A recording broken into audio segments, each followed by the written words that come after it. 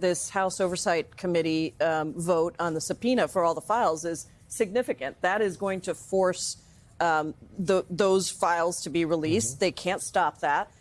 There is going to be a drumbeat. Just the fact that they shut down the House because they didn't want us to release the files is not going to be sufficient to stop the story. So there are going to be, and I saw even, some of the victims, Epstein's victims, now speaking out. And it is, again, a reminder of multiple things. Number one, this is a horrendous, heinous set of crimes that Epstein committed. Number two, that there are so many reports of Trump's name in these files, and his cover-up has been so intense that you cannot watch this and think to yourself, there's nothing to hide. Right. Because if there was nothing to hide, as Tom Tillis said, then that would be a nothing burger. You would just release the files.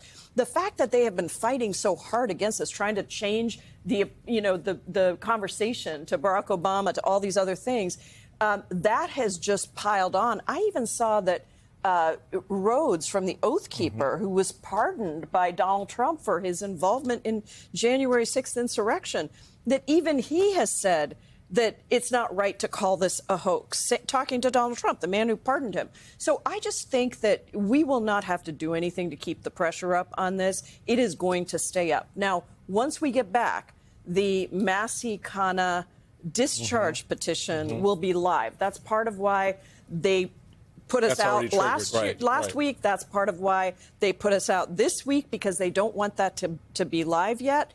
But it will be. They can't keep stopping it. Once that discharge petition is out there, then we will also have all the Republicans, we will have enough Republicans plus all the Democrats to demand a release of the files. And that will be on top of the subpoena from the Oversight Committee. That's about 10 or 12 Republicans. That's a lot of a lot of folks, more than we've seen in this Congress across the aisle, Republicans across the aisle to work with Democrats than in the past. Who knew the Epstein files would bring Congress together? Okay, so that brings number two reason why this story is not going away is because the deflections just don't make any sense. Right. You have Speaker Johnson today talking about why Congress is leaving. Take a listen.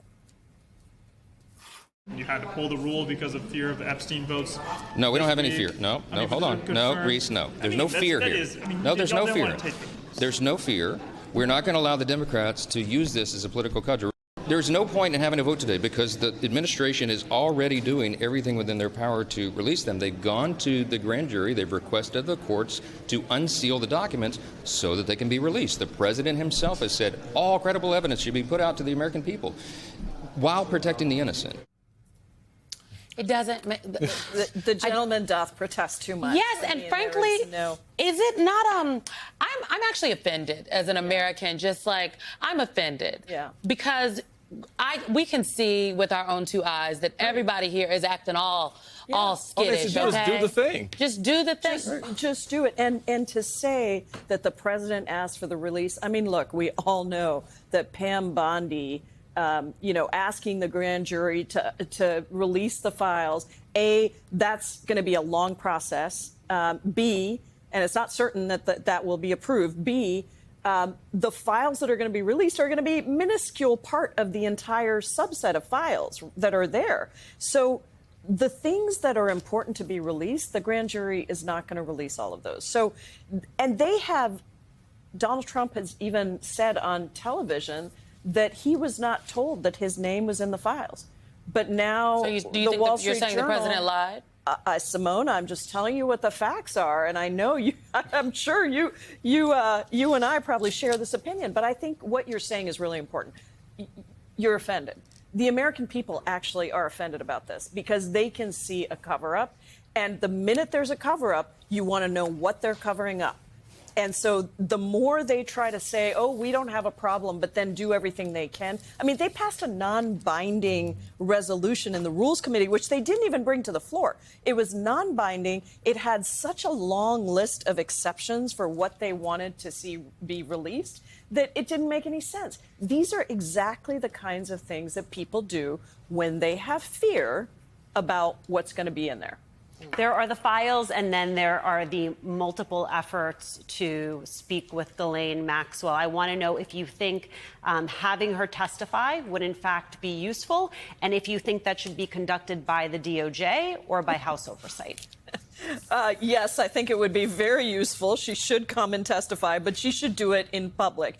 I do not trust Blanche to go and interview her in some prison where nobody even knows what she's saying, what he's saying, no Democrats in the room, no outside corroboration of what she's saying. I mean, this is not an administration that tells the truth. They constantly lie, and I think that we need to make sure that this is all in public. The public deserves to see what is in these files.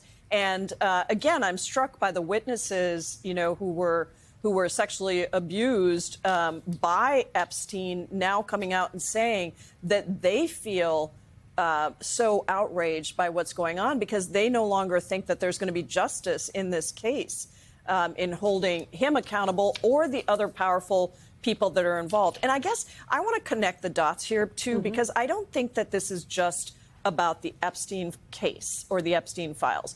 I think this is about an administration that constantly lies to the American people, that betrays the American people, that says one thing and does something completely different. And this is tied to the corruption and the concentration of power in Donald Trump and his billionaire backers, that they get away with all kinds of things, and the American people are held to a different standard. So that's true if you're talking about Medicaid cuts. It's true if you're talking about Jeffrey Epstein. It's true when you're talking about the giant transfer of wealth from poor people and working people to the billionaire class.